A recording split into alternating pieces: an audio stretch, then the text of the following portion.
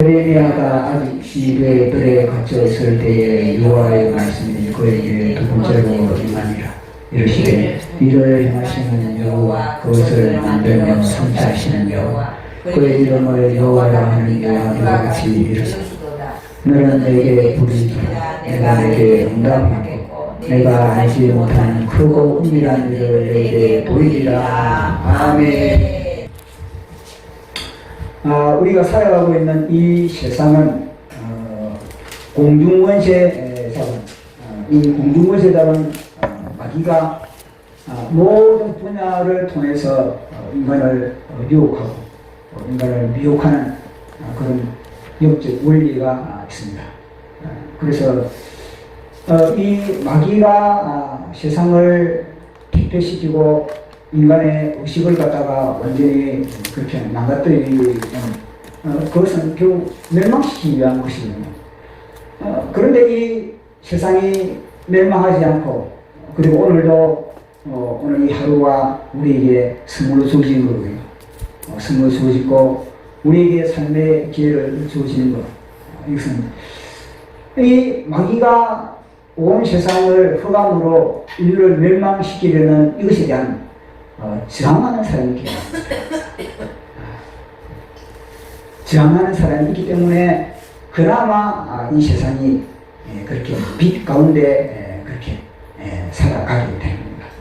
만약에 마귀의 그런 모든 기술에 저항하는 그런 하나님의 사람이야 그리고 선한 양심을 가지고 있는 사람이 없다면요 이 인류는 소돔과 고모라처럼 완전히 멸망할 수밖에 없습니다. 그러나 소돔과 고모라 같은 그런 마귀가 온 세상을 자기 밥으로 삼고 있지만 그러나 그 속에 강력하게 진리의 빛을 가지고 저항하는 사람이 있기 때문에 이 세상은 그렇게 유지되고 오늘도 그렇게 모든 시스템이 돌아가고 있는 것입니다. 아멘. 사실은 어떤 권력자나 아니면 강력한 그런 독재자들이 한 시대를 그렇게 장악하고 있을 때 그럴 때 두 가지 반응이 있습니다. 하나는 순응하는 반응, 하나는 그 권력자에게 순응하는 반응, 하나는 또 순응과 또 하나는 침묵하는 경우, 침묵하는 경우, 또 하나는 적극적으로 가담하는 경우, 지하에 적극적으로 가담하는 그런 경우가 있습니다. 그러나 여기에 반해서 하나는 적극적으로 대적하는 이런 부류가 있는 겁니다. 그런데 이 대항하고 이 악에 대해서 대항하고 대적하는 이 사람들은 그리 많지 않은 겁니다. 그건 소수입니다, 소수. 소수의 이 대항 세력, 저항 세력으로 인해서 결국 이 역사는 다시 개혁이 되기도 하고 다시 역사가 썩어나가기도 하는 그런 일이 벌어지게 됩니다. 우리가 이 기독교 이 중세 기독교의 그런 가톨릭에 타락한 그 제도에서 이 개신교가 어떻게 이 개신교가 생겼습니다. 개신교 자체가 뭐냐면 프로테스탄트 이거는 저항하다. 저항하게 되면 그 가톨릭에 대해서 가톨릭의 그 모든 그 제도에 대해서 강력하게 저항함으로 임하여서 이 개신교가 생겼거든요. 그 개신교의 DNA는 뭐냐면 강력한 저항정신입니다. 우리에 대해서 저항정신입니다. 가톨릭의 그 나라가 빠진 것에 대해서 오직 우리가 왜 그렇게 돈으로 그렇게 너희들이 돈을 파느냐? 아니야. 오직 믿음으로 돈을 받는다. 야, 그 모든 교류 가지고 왜 그렇게 사기를 치느냐? 오직 하나님의 말씀이다. 오직 하나님의 은혜다. 그리고 뭐냐? 우리가 지금을 가지고 있는 거 왜 지금의 기초를 따지느냐? 지금에는 기초이 없다 이 사람아. 지금은 오직 소명뿐이지. 내가 가지고 있는 그 지금은 하나님이 부르심을 받은 자리지. 왜 지금이 귀고 천이고 그러면서 너희들이 그걸 갖다가 그걸 갖다가 기초를 따지면서 너희들이 그걸 차별을 두느냐? 아니다. 하나님은 우리에게 지금을 주신 것은 하나님의 소명으로 그 자리에서 하나님의 역할을 갖다가 하나님의 촛대 역할, 하나님의 촛대 역할, 세상의 촛대 역할을 감당하라고 그 현장에서 빛을 발하라고 예수 그리스도의 빛을 발하라고 내 말보다 그 현장에 특식인 거다. 아멘. 그게 바로 뭐냐면 예신이에요. 예신도. 예신은요 강력한 저항력을 가지고 있는 불의에 의해서. 아멘. 그저 그렇게 순응하는 것이 아니거든요. 이번에 뭐 코로나 사태 이런 것도 이런 사태도 굉장히 문재인의 공산주의 사상으로 말미암아 그 모든 것이 다 펼쳐지는 거거든요. 정치 펼쳐지는 겁니다. 그런데 거기에 대해서요 다른 세상의 사람들, 세상의 뭐 학자들이라든지 뭐 세상의 이런 사람들은요 남대로 뭐 순응한다 그러시더라고요. 교회는 강력하게 저항을 해야 하니 그게 바로 교회인 겁니다. 왜냐하면 교회는 머리 대신 예수 그리스도가 우리 머리가 되고 우리는 몸으로서 아니 리더가 우리의 머리가 그렇게 야 생명을 빛을 발하라 정하라. 그런데 몸은 뭐냐면요 몸은 어떻게 했으면 몸은 따라가지 않는 거예요. 그럼 그것은 한 몸이 되어 있지 않다는 겁니다. 그게 바로 대한민국의 이런 코로나를 통해서 대한민국의 교회가 진단이 됩니다. 됐습니까? 그래서 이게 뭐냐면은 다시 한다는 것 자체가 굉장히 힘든 겁니다. 왜냐면 우리가 한 번 본 걸 갖다가 다시 봐라. 그럼 그게 힘든 거는 사실 그 실력은 거기서 나온 거거든요. 왜 정광훈 목사님의 실력이 어디 있습니까? 정광훈 목사님의 능력은요, 한 번 했던 걸 갖다가 다시 하는 데서 능력이 있는 겁니다. 근데 본인은 굉장히 힘든 건데, 근데 자신 아니고 처음 하는 것처럼 그렇게 하거든요. 정광훈 목사님은. 처음 하는 것처럼 한다는 그 자체가요, 그거는요, 보통 고수가 아니면은 아무도 그걸 못 하는 겁니다. 보시면, 어제 우리가 영어 공부를 할 때도 영어 책을 하나 잡아가지고 그걸 갖다 한 번 보고 나면요, 우리는 다른 영어 책을 보고 싶은 겁니다. 다른 영어 책을 보고 싶고 또 다른 영어 책을 사가지고 또 보고 싶은 것이 우리 인간의 심리거든요. 근데 영어의 고수는 뭐냐면 그 책 하나를 갖다가 마르고 닳도록 마르고 닳도록 1페이지부터 끝페이지까지 뭐냐면은 모든 장을 가만히 눈을 앉아서 장을 넘겨버립니다. 그러면요, 영어 모든 것이 다 이게 사진으로 찍혀버리거든요. 그 사람이 고수인 겁니다. 그 정광훈 목사님이 고수가 뭐냐면 설교를 그렇게 하거든요. 한 번 했던 걸 갖다가 또 반복하고 또 반복하고. 그게 어디서 나온 겁니까? 성경에서 나온 겁니다. 그래서 성경에서 히브리 사람들이 자기 부모들이 어떻게 합니까? 자녀들을 향해서 끊임없이 너희들은 반복하여 하나님의 말씀을 가르치라. 앉을 때도, 집에 앉았을 때도 가르치고, 밥 먹을 때도 가르치고, 누웠을 때도 가르치고, 문에 나갈 때도 가르치고, 애가 밖에서 들어올 때도 가르치고, 끊임없이 반복했을 때 뭐냐면 그것이 우리 속에 내의 인이 박혀야 되는 겁니다. 그렇게 박혔을 때 그것이 뭐냐면 진리의 힘이 되고 능력이 되는 겁니다. 그래서 정광훈 목사님의 능력은 바로 거기에 있거든요.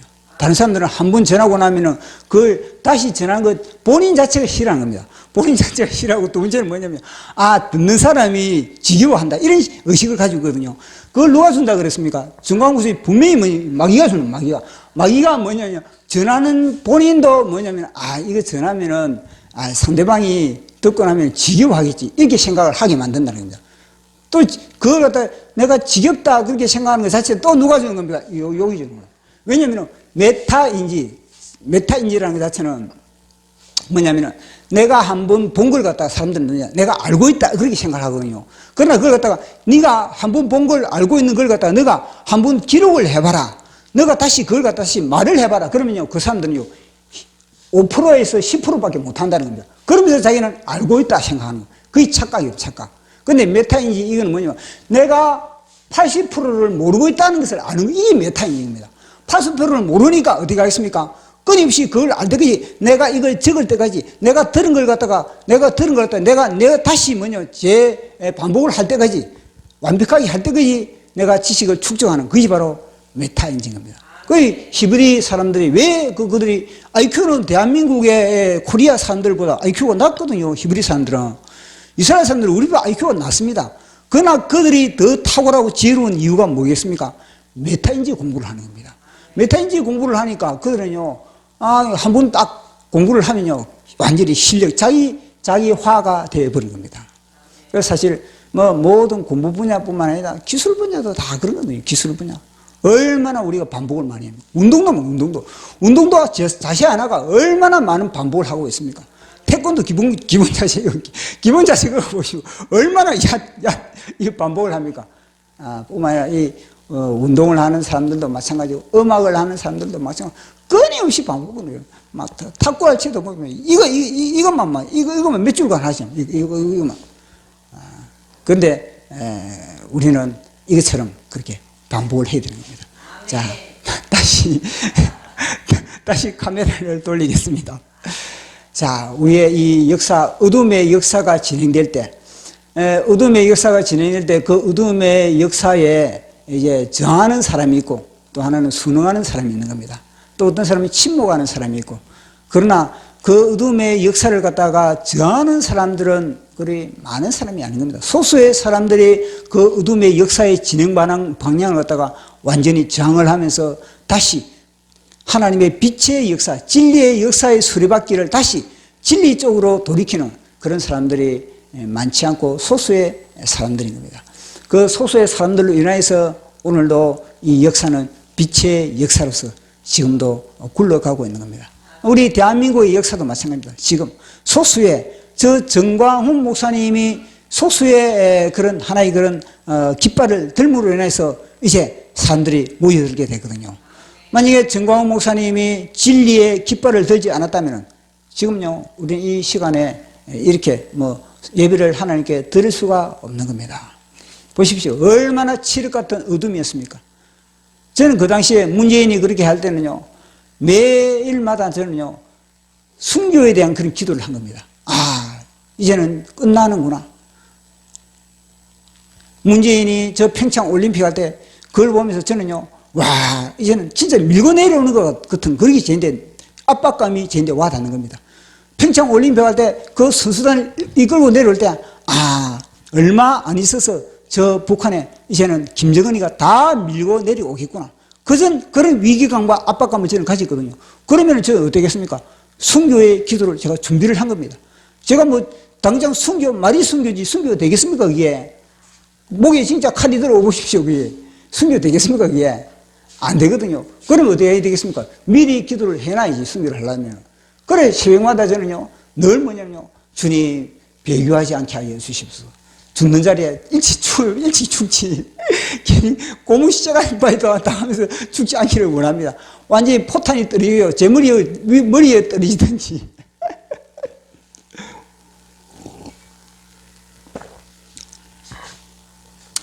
그물에 깔려가지고 만약에 그물에 깔려 죽는다. 당장 죽어버려야지. 그물에 깔려가지고 오늘 다리 하나만 깔렸다 그러면 어떻게 하겠습니까? 그물에 깔려들어 한복에 깔려버려야지. 포탄이 떨어져도 제 머리 위에 떨어지는 내 머리 위에 떨어져야만이 상처 안 받고 그대로 죽고 그대로 하늘 아래 가는 거지. 만약에 포탄이 떨어져가지고 오대 다리만 날아갔다. 그러면요 김정은이가 와가지고 저를 가만두겠습니까? 이미 제 신상은 노출되어 있는데. 아니 제가 목회자는 게 이미 북한에 다 그게 다 기록이 가 있는데 저를 가만두겠습니까? 다. 그러니까 그런 위기감이 있었다는 거. 그런데 정광훈 목사님이 딱 깃발을 들고 그렇게 했을 때 나름대로 그 당시에는 정광훈 목사님이 제가 기도를 하면서 저 사람을 통해서 우리가 이게 회복되겠다 이런 기대보다 순통이 돼 있어요. 순통이 돼 있다는 거거든요. 저분을 통해서 이 역사가 바뀌겠다 이런 거는 와닿고 당순이 뭐냐면 나름대로 의인이 있구나. 나름대로 저항 세력이 있는구나. 심통이 돼 있다는 거 그 당시에. 근데 보니까 그 숨통이 더 트이고, 더 문이 열리고, 더 호흡을 하고, 그리고 이제 더 빛으로 우리가 지금 이게 받아들이게 된 거 아니겠습니까? 지금 문재인 개새끼다 이렇게 말도 할 수 있지 않습니까? 전에는 어떻게 문재인 개새끼 이렇게 말할 수가 있습니까? 이 말도 제대로 못했거든요. 근데 지금은요 문재인 개새끼 이렇게 말할 수도 있고 문재인이 완전히 도둑놈이다 그렇게 또 말할 수도 있고 또 간첩새끼다 이렇게 또 말할 수도 있고 마음대로 우리가 그렇게 할 수가 있죠. 그 당시는요 말도 조심해야 되는 그런 엄청난 그런 위기와 압박감 속에 우리가 있었지 않겠습니까?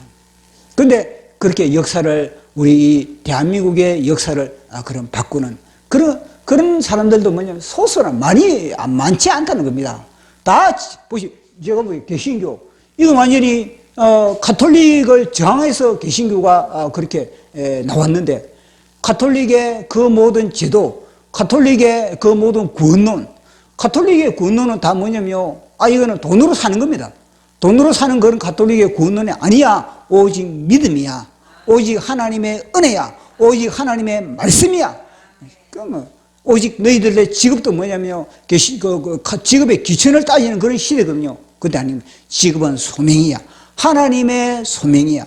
직업은 하나님이 나에게 부르신 그 자리에서 하나님의 빛을 발휘하라고, 하나님의 거룩한 촛대 역할을 감당하라고 나를 부르신 거야. 그러면서 개신교가 들고 일어난 겁니다. 그 개신교가 가는 곳은 그래서 아니습니까? 개신교가 가는 곳마다 뭐냐면 번성하는 번성. 주님이 그렇지 않습니까? 생육하고 번성하고 충만하고 정복하고 다스리라. 그게 뭐 개신교. 개신교가 가는 곳마다 뭐냐면 창대하고 번성해지는 역사가 나타납니다. 그래서 유럽이 저렇게 된 것이 무엇입니까? 개신교예요. 개신교가 프랑스에 들어가고, 개신교가 영국에 들어가고, 개신교가 독일에 들어가고, 개신교가 벨기에, 이게 들어가는 곳마다 뭐냐면요, 산업이 발전, 산업이. 그리고 그것은 뭐냐면요, 자유민주주의, 자유시장경제, 이 그런 데서 다 나오는 겁니다. 개신교를 통해서 그렇게 비로소 이 역사의 수레바퀴가 다시 빛의 방향으로, 어둠에 굴러가던 그 역사, 이놈의 역사를 갖다가 완전히 끌고 가는 그런 시대에 있는데, 이 개신교의 루터가 등장하고, 칼빈이 등장하고, 그렇게 또 민글리가 등장하고, 종교개혁자들이 등장함으로 말미암아 역사의 수레바퀴가 이제는요, 빛의 방향으로 흘러가고 있는 겁니다. 대한민국의 지금 역사의 이 방향도 뭐냐면, 어둠의 문재인의 이 주사파의 어둠의 방향으로 가는 역사의 수레바퀴가 이제는요, 빛의 방향으로, 복음 통일의 방향으로, 이제는 저 백두 예루살렘의 하나님의 빛의 방향으로 지금 역사의 수레바퀴가, 역사의 핸들이 지금요, 끊긴 겁니다. 그 핸들의 지금 주인공의 역할을 감당하고 있는 분이 정광훈 목사님과 우리 광화문의 그런 애국 사람들이거든요. 그래서 핸들을 갖다 지금 잡고 있는 사람이 누구냐면 정광훈 목사님과 우리들은요, 함께 같이 힘을 모으고 있는 그런 입장이지 않겠습니까? 그걸 보면은, 성경도 마찬가지입니다. 성경도. 이 성경의 역사도요, 거기다 보면은 이 어둠의 그 모든 그런 방향에, 어둠의 그런 역사의 진행 방향에 다 저항을 했을 때 비로소 뭐냐면요, 빛의 역사가 일어나는 겁니다. 자, 우리가 잘 알고 있는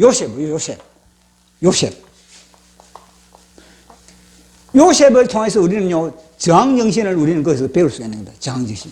보통 보면은 요셉이다 그러면은 보통 우리는 볼 때는 순종형 뭐 그렇게 생각하지 않습니까?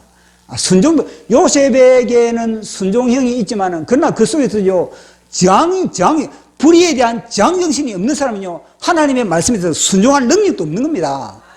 보십시오.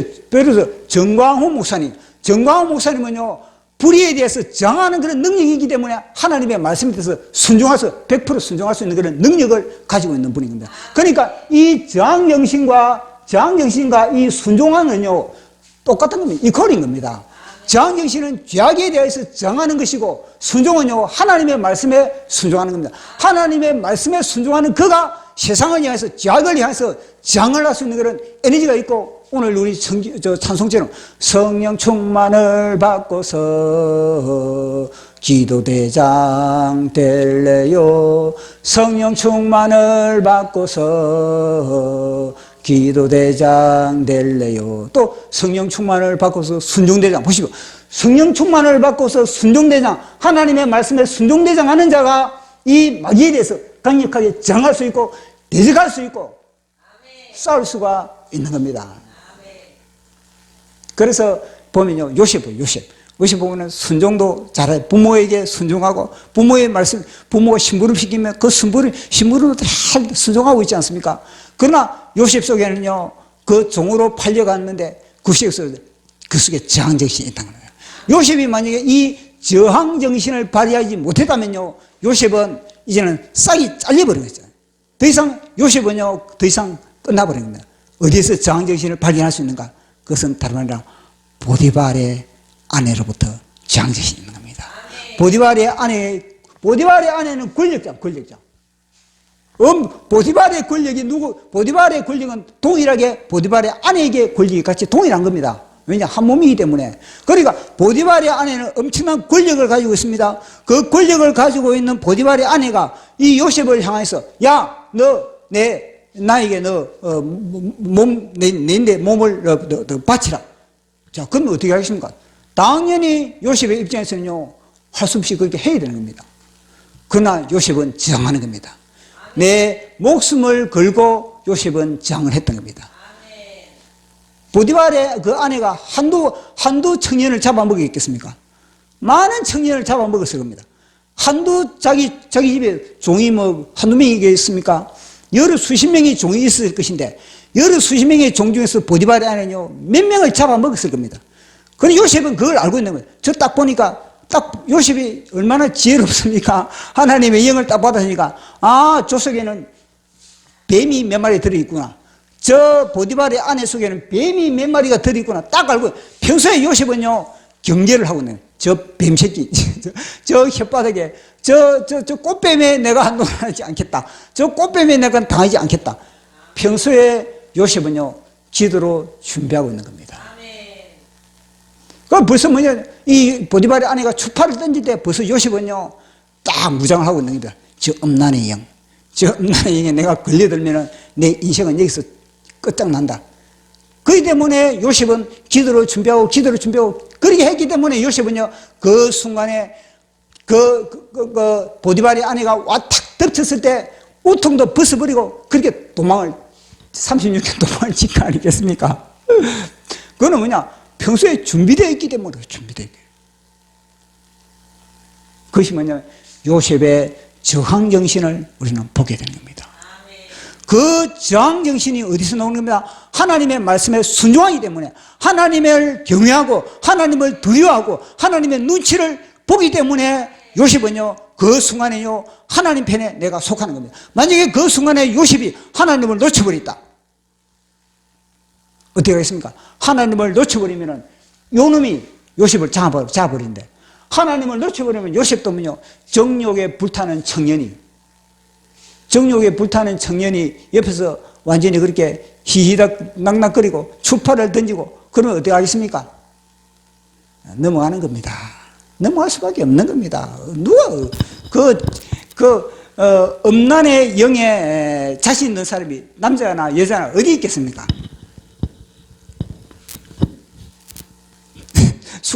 남자는 뭐냐면요, 남자는 숟가락만 들을 수 있는 힘이 있다면 남자를 끄떡거린다 그러거든요. 남자는 숟가락 들을 힘만 있다면 끄떡거린다 그러거든요. 그게 바로 남자입니다. 그렇게 그만큼 이 음욕에 강력하게 유혹을 하고 있거든요. 근데 청년 요셉인데 얼마나 정욕에 불타겠습니까? 그 정욕의 불길을 갖다 요셉은요, 그 마음의 정욕의 불길은 요셉은요, 성령의 불길로 하나님을 사랑하는 방향으로 하나님을 사랑하는 불로 방향을 바꾼 겁니다. 우리 속에 그런 에너지가 있는 겁니다. 우리 속에 그 다양한 그런 세상의 에너지가 있는데 그 에너지를 갖다가 그 에너지를 핸들을 갖다가 뭐냐면요, 하나님께로 향하느냐 아니면 그 에너지를 진짜 마귀에게 주느냐, 이 싸움이거든요. 다 저마다 그 심령 속에 다 에너지가 있는 건 불이 있습니다.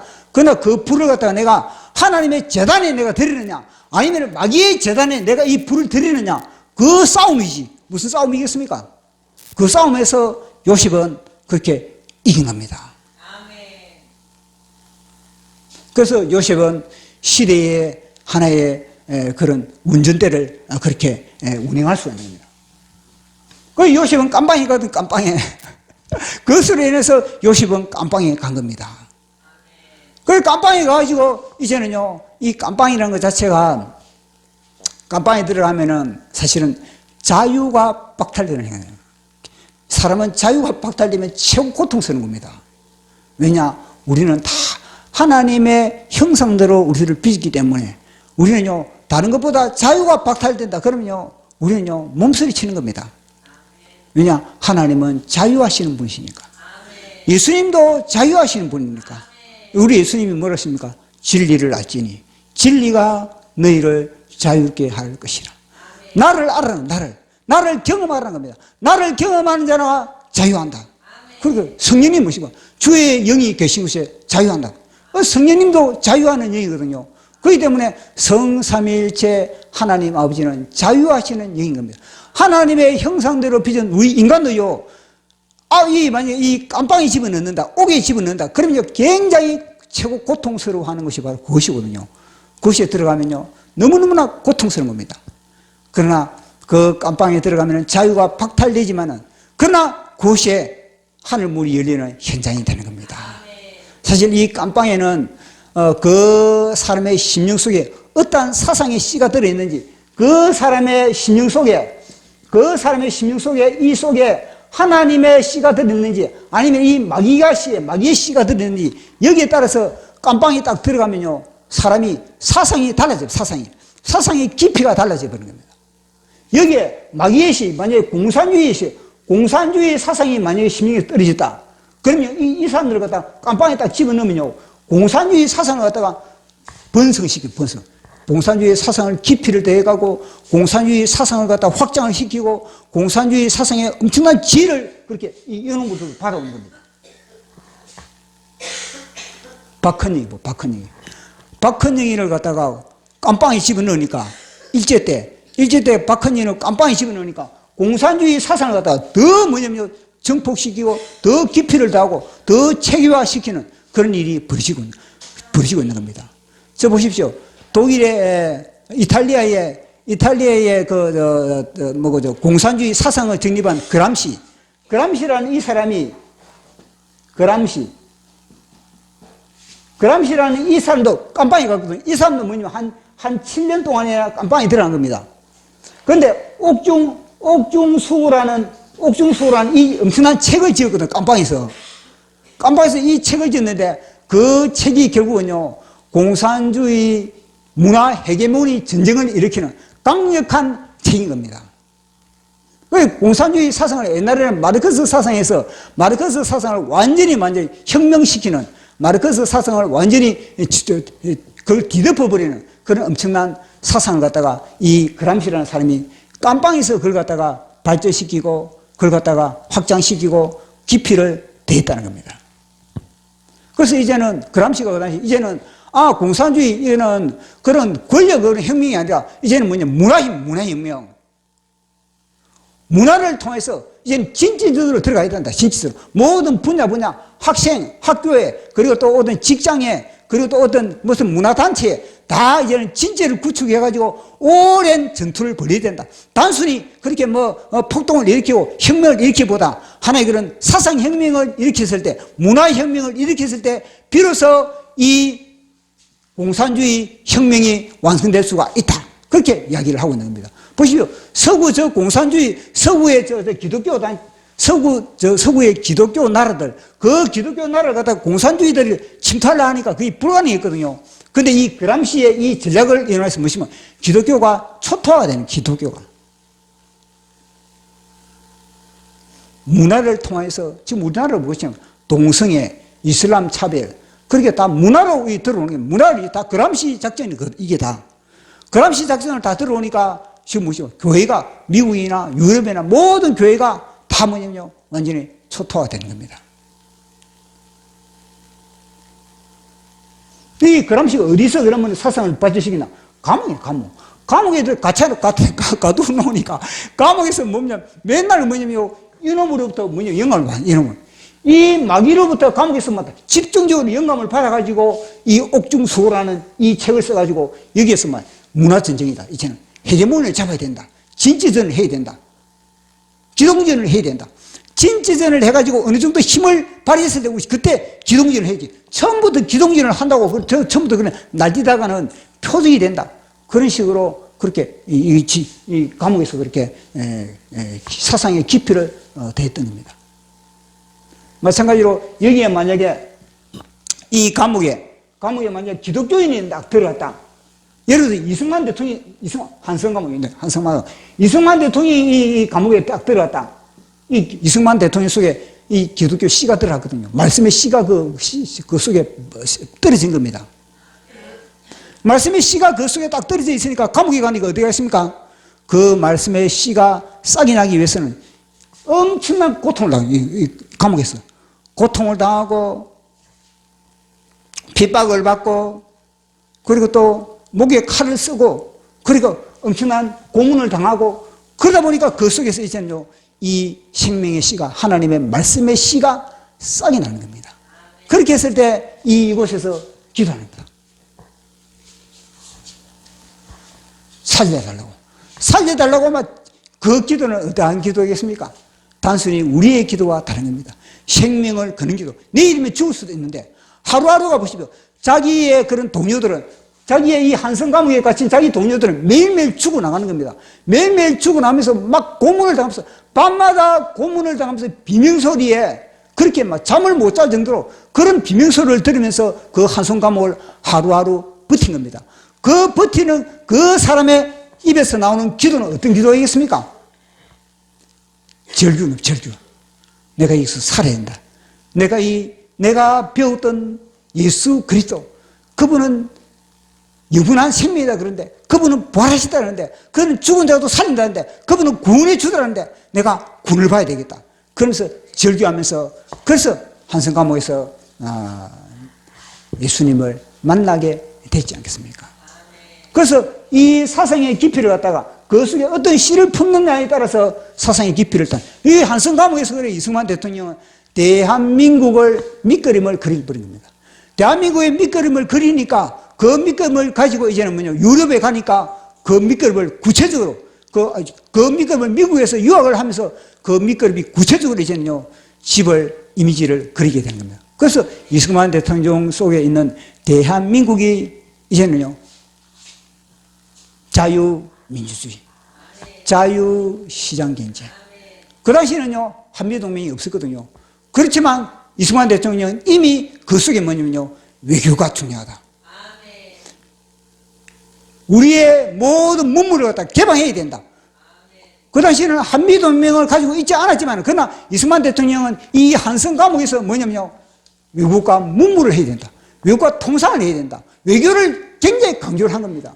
그런데 보니까 외교를 강조하는 이런 심령의 그런 바탕이 딱 되다 보니까, 그 당시에 보니까 미국이 최고의 강대국이거든요. 그래서 미국과 외교를 하는 겁니다. 그러면서 여건이 져야 돼요, 여건이. 여건이 돼지니까 한미동맹을 하게 되는 겁니다.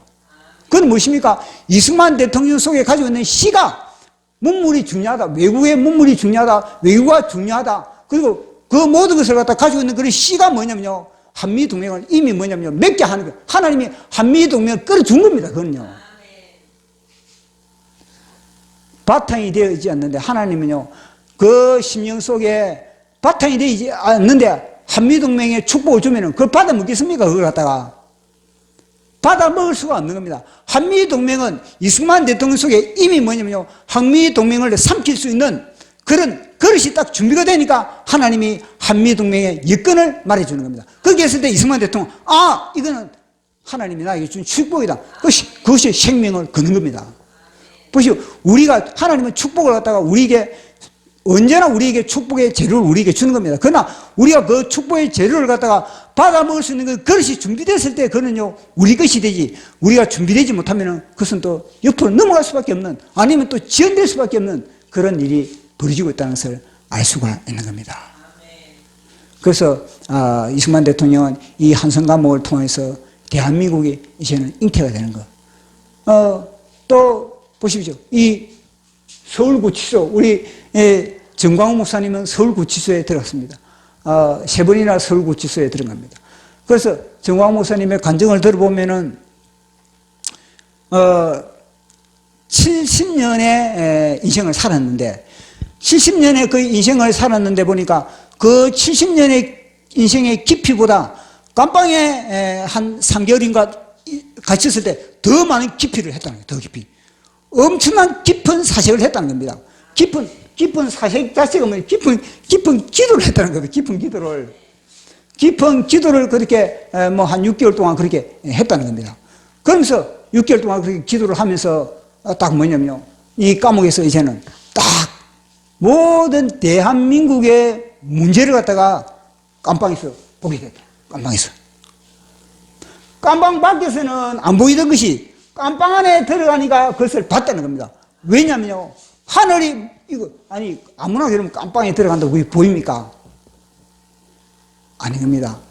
보통 사람들은 저 깜빵에, 아무리 믿는 사람도 깜빵에 들어가면요, 그 분위기 자체가 뭐냐면, 절망, 좌절, 낙심, 탄식, 후회, 이것들이 밀려오는 거. 왜 분위기가 그러니, 깜빵에는. 그런 것들이 막 파도처럼, 왜냐? 깜빵, 그 현장은 뭐냐면, 죄인들만 그 속에 다 가두니까, 죄인들 속에서 뭐만 나오겠습니까? 그 깜빵에서. 다 죄만 튀어나오는 겁니다. 그 죄만 튀어나오는 사람들이 교제를 하고 서로 이러니까, 보십시오. 사기 일범이 깜빵에 들어가면 나중에는요, 사기의 고수가 되어서 그렇지 않습니까? 왜냐하면 그것을 배우거든요. 죄를 배우고 나오는 겁니다. 근데 모든 예수 믿는다고 그 속에 들어가면 다 그러면은 그렇게 되는 겁니까? 아닌 겁니다. 그곳에서 정광 목사님 뭘 했다는 겁니까? 하나님을 보자고 기도를 했다는 겁니다. 기도를 하니까 3개월 동안에 5개월인가 6개월인가 잠깐 그 기간 동안에 깊은 기도를 집중적으로 하다 보니까 이제는요, 변화산의 체험도 했다 그러지 않습니까? 우리 대한민국의 모든 민족의 영적인 거장 목회자들도 만났다는 거거든요. 뭐 이승복 목사님도 만나고 또 김중곤 목사님도 만나고 그리고 또 손양원 목사님도 만나고 또 주기철 목사님도 만나고 만나는 사람들마다 다 자신의 그런 영성을 갖다가 전수시키게 되는 전수.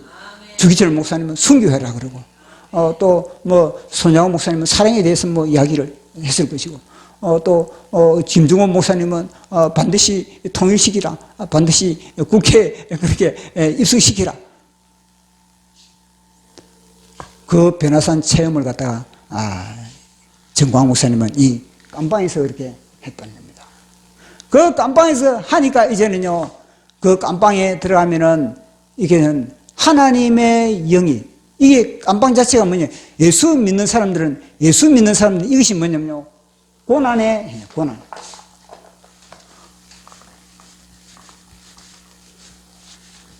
이것이 뭐 고난의 상이에요, 고난.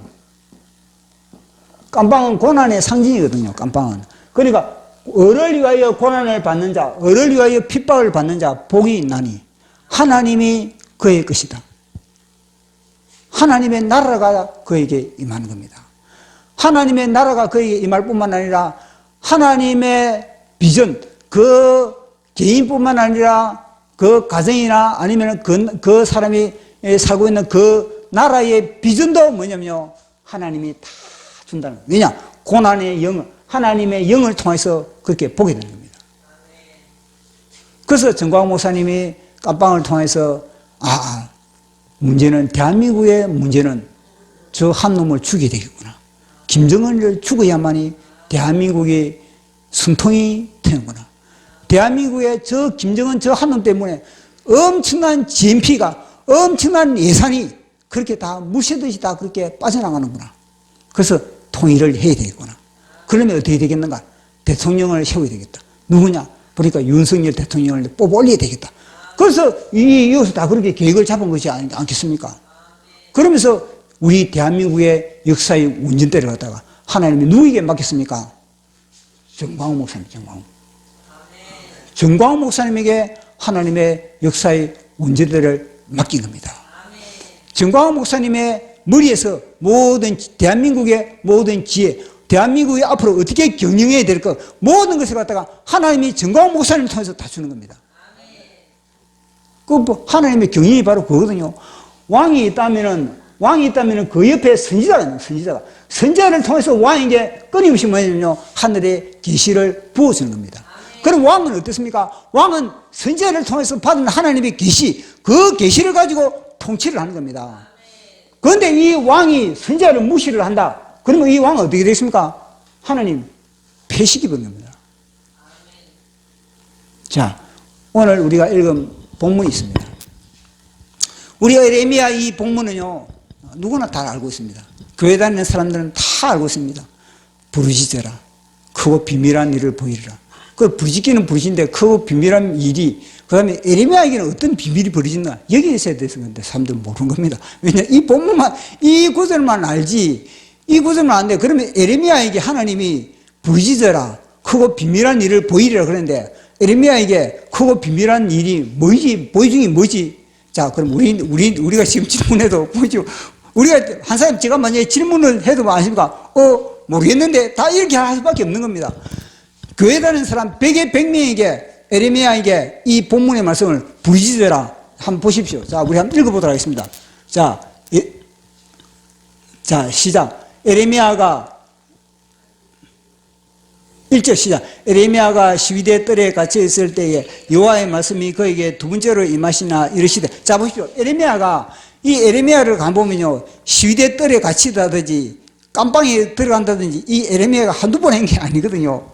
우리 정광 목사님이 3번 갇히 있지 않습니까? 에레미야도 뭐냐면 성경에 등장한 것만 해도 한 번 갇힌 게 아니라 또 갇힌 겁니다. 이 한 번 갇혔죠. 또 보십시오. 자, 다음 37장 15절에 시작. 고관들이 노여하여 에레미야를 때려서 서기관 요나단의 집에 가두었으니 이는 그들이 이 집을 옥으로 삼았음이었더라. 에레미야가 뚜껑이 씌운 웅덩이에 들어간 보십시오. 완전히 에레미야가 처음 갇힌 게 아니고 여기 또 갇힌 겁니다. 완전히 이거는 웅덩이 속에 또 갇힌 겁니다. 또 있으면 또 한 번 보더라도 38장 6절 시작. 그들이 에레미야를 끌어다가 감옥들에 있는 왕의 아들 말기야의 구덩이에 던져 넣을 때 에레미야를 줄로 달아 내렸는데 그 구덩이에는 물이 없고 진창이므로 에레미야가 진창 속에 빠졌더라. 에레미야는 뭐냐면 단순히 깜빵에 갇힌 정도가 아니라 이거는요, 진흙구덩이 속에 웅덩이 속에 처박아 버린 겁니다. 에레미야를. 그런데 에레미야를 향해서 주님 뭐냐면요, 부르짖어라.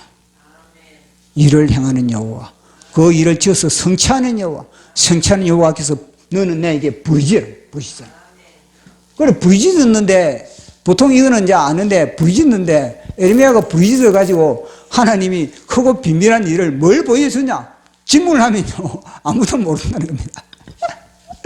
그마침 우리는요, 성경과 성경의 본문과 다른 그런 신앙생활을 너무나 많이 하고 있다는 겁니다. 요 본문을 알고 나서 다른 거 적용을 해야 되는데, 다른 거 적용을 먼저 요것만 말하고 나서 다른 것만 이제 적용하기에 바쁜 겁니다, 우리는.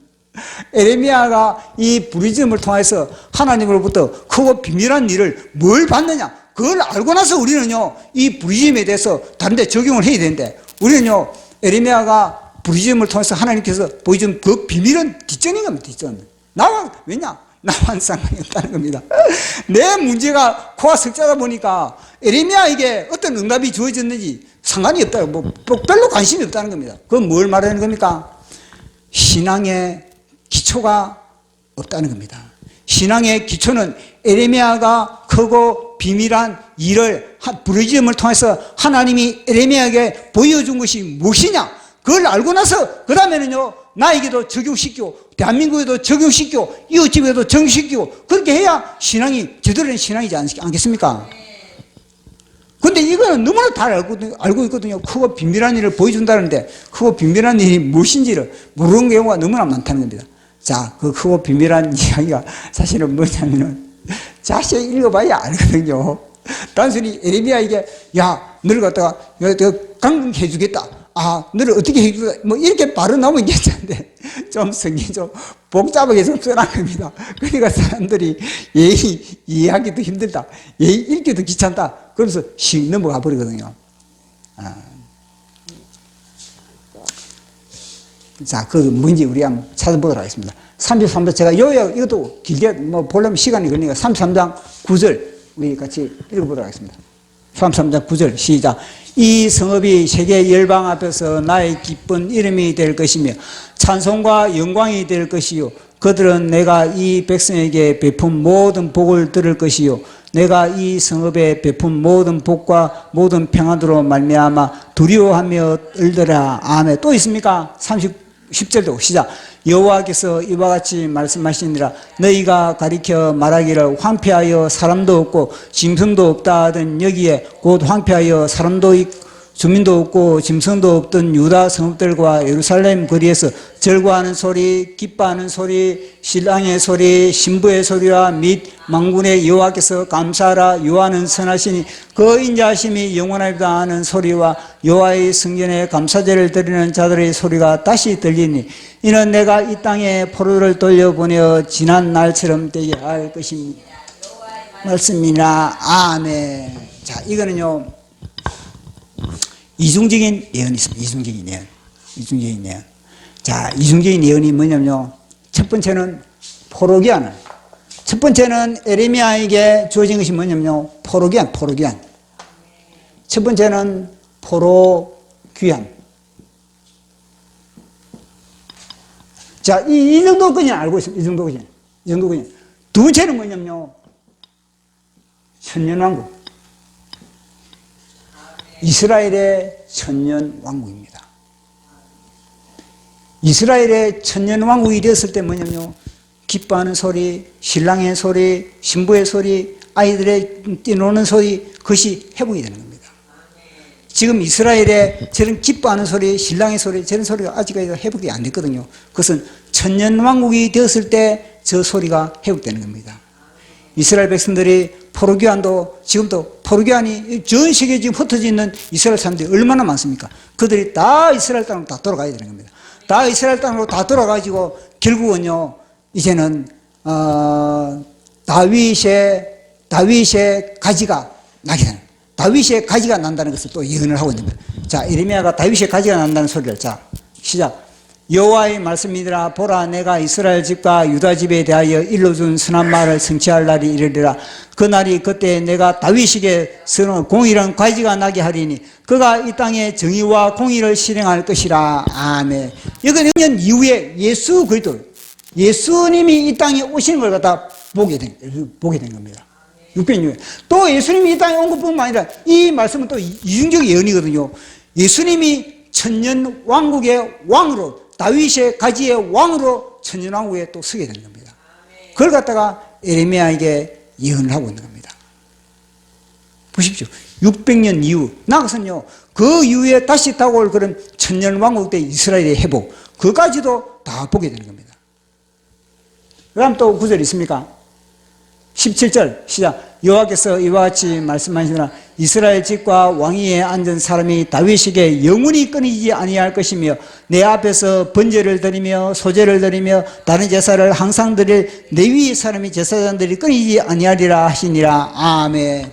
천년왕국 때가 되면요 이스라엘 백성들의 제사가 회복되는 거예요. 제사가. 우리하고는 관계없는 겁니다. 우리는요 천년왕국 때는 우리는 이미 뭐냐면 부활체로 우리는 하나님과 하나의 그런 단계를 갖고 있는 거예요. 그러니까 이 천년왕국 때가 되면 이스라엘과 이방인들의 구원이거든요. 이스라엘과 이방인의 구원들. 이거는 나팔절 다음에 이런 일이 벌어지니까 나팔절이 되면 나팔 소리에 우리는요 휴가 해버려요. 휴가. 근데 그 이후에 이들이 지금 천년왕국 때가 이 벌어지거든요. 이때가 뭐냐면 이스라엘 백성들의 제사가 회복되죠. 그 이스라엘 제사, 그런데, 그들이 무슨 제사를 드릴 필요가 있느냐. 그때가 되면 예수님이 그렇게 그들의 만왕의 왕으로서 그렇게 자정하는데 왜 제사가 필요한가? 그것은 뭐냐면 지금까지 이스라엘 백성들은요, 제대로 하나님께 제사를 드린 적이 없는 겁니다. 그런데 그거는요, 실제 우리들이 성찬식을 하지 않습니까? 매주마다 사실 성찬식을 해야 되거든요. 매주마다 성찬식을 하는데요. 우리는 개신교는 성찬식을 갖다가 띄엄띄엄 하거든요. 그러나 성당은, 가톨릭은 매주마다 성찬식을 하고 있는 겁니다. 성찬식을 할 때 뭘 합니까? 예수님의 살과 예수님의 살과 피를 갖다가 성찬식을 하는 겁니다. 정광 목사님은 예수님의 피는 과거의 죄, 예수님의 살은 미래의 죄, 이렇게 미래의 죄를 처리한다 그래 하지 않겠습니까? 자, 우리는 성찬식은 뭐냐면요, 우리는 그저 주님이 2000년 전에 죽으신 그걸 갖다가 우리는 하거든요. 그러나 이스라엘 백성은 이때 천년왕국 때가 되면요 실제로 해요. 실제로 짐승을 때려잡아 버리는 거예요. 실제로 짐승을 때려잡고 피를 뿌리고 그렇게 한다. 보세요. 얼마나 실감이 있겠습니까? 만약에 이 현장에 우리가 진짜 오늘 짐승을 잡고 그렇게 해보십시오. 얼마나 예수님의 은혜가 넘쳐나겠습니까? 피를 뿌리지고, 야, 내 죄 때문에 저 귀중한 소가 죽는구나. 저 양이 죽는구나. 저 염소가 죽는구나. 그러면 우리가 삶의 현장에서 제대로 죄를 짓겠습니까? 우리는 그저 말씀으로만 그렇게 주님이 내 죄를 가지고 십자가를 죽으시다. 이래가 우리는요, 피부에 와 닿지 않는 겁니다. 그러다 보니까 우리는요, 너무나 쉽게 죄와 타협을 해버린 겁니다. 그러나 진짜 이스라엘 사람들은 진짜 그 현장에서 피를 뿌리고 짐승이 안 죽으려는 짐승이 막 눈을 까지면서 그렇게 막 온몸에 피를 뿌리면서, 왜냐? 이 잡을 때도 성경에 짐승을 잡을 때 누가 잡습니까?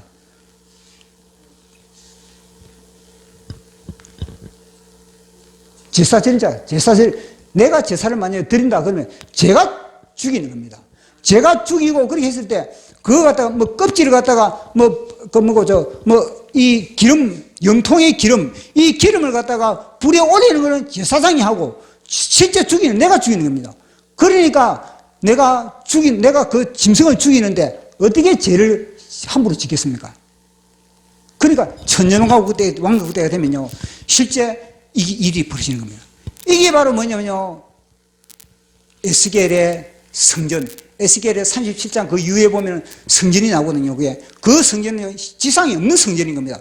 그때는 언제나 천년왕국 때 성전이 바로 그 성전인 거예요. 그때가 되면요, 진짜 레위인이 진짜 생기고, 또 제사를 드리는 번제와 소제와 함, 그것도 절기대로 다 그렇게 드리는 그런 일이 벌어지게 되는 겁니다.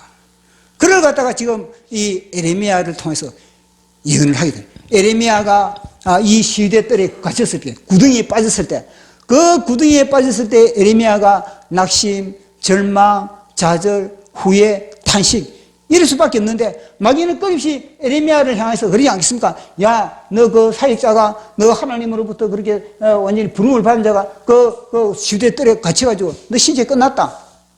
하나님이 너 돌봐주지 않는다. 너 이제 끝났다. 얼마나 참소를 하겠습니까? 그런데 하나님은 뭐냐? 너 부르짖으라. 그래서 너 부르짖으면은 엄청난 내가 하늘의 크고 놀라운 비밀을 보여줄게.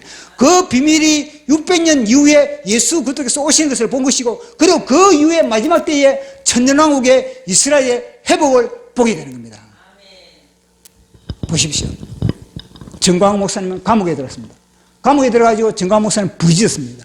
그 부르짖었을 때 하나님이 정광 목사님을 향해서 많은 그런 베나산의 그런 경험도 주고, 그리고 대한민국에 앞으로 되어나갈 그런 역사적인 그런 많은 그런 밑그림도 정광 목사님이 주신 겁니다. 왜냐? 감옥에 가니까 더 뭐냐면요, 집중적으로 하늘 문을 열 수가 있는 거예요. 하늘 문을 더 열게. 산만하지가 않거든요. 그거는 오직 하나만 하면 되지 않습니까? 여기서는 뭐 이것도 했다 저것도 했다, 뭐 누구도 만나기도 해야 되고 막 그런 세상 시스템에 굴러가는데, 거기서는 오직 많은 시간, 주님과 교제를 할 수 있는 그런 시간을 확보하는 거 아니겠습니까? 그래서 이 깜방에 누구든지 마세요. 깜방에서 깜방에 들어간 사람들이 역사의 운전대를 그렇게 차게 되는 겁니다. 그래서 늘 우리는 뭐 어디 또 깜빵에 가야 되는 것이 아니라, 깜빵과 같은 그런 우리의 삶이 있는 겁니다. 깜빵과 같은 우리의 진짜 자유함이 그렇게 박탈당하고, 깜빵과 같은 우리의 삶이 답답하고, 깜빵과 같은 우리의 삶이 그렇게 참 사방이 그래 막혀있을 때, 그때 뭐냐면요, 오늘 이 본문의 말씀처럼 너는 여호와 하나님을 바라봐라. 너는 여호와 하나님께 부르짖으라. 너는 부르짖으면은 하나님께서 크고 비밀한 너의 미래뿐만 아니라 너 가정의 가문의 미래뿐만 아니라 너의 삶의 미래, 모든 것을 뭐냐? 붙여나는 거예요. 그러면 에레미야가 보십시오. 깜빵에서 이렇게 이 완전 시궁창에서 이 미래를 봤을 때 얼마나 기뻐했겠습니까? 와, 하나님 감사합니다. 이 미약한 자에게 그 엄청난 걸 보여주고 그 모든 계시만 해도 않습니까? 에레미야는요, 어마어마한 복을 받은 겁니다. 그러니까 성경에 에레미야의 이 업적이 기록된 거 아니겠습니까? 에레미야가 그 깜빵에 들어가지 않았다면은 이 메시지를 어떻게 받을 수가 있겠습니까? 하나님이 그 메시지를 에레미야에게 주려고 해도 에레미야가 그릇이 안 됐는데, 메시지를 받을 수 있는 그릇이 뭐냐? 깜빵에서 만들어요. 깜빵에서.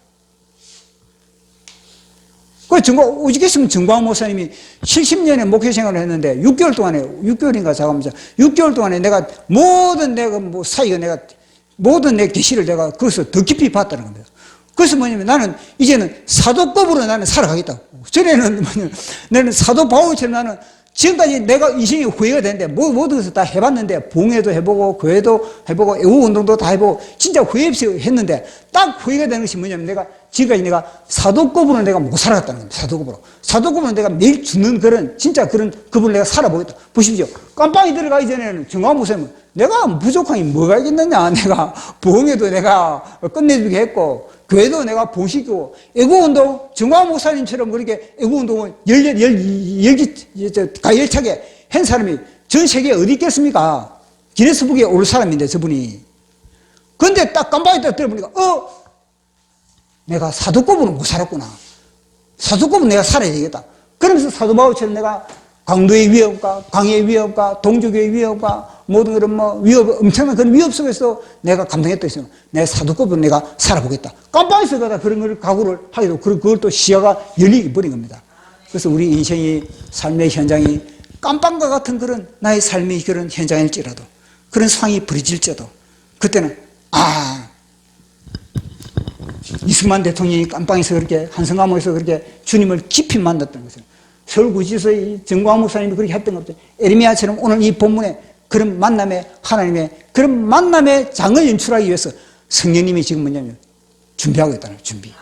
그래서 이런 만남을 통해서 기록적인 하늘의 기록을 남기는 그런 저와 여러분 되기를 축복합니다.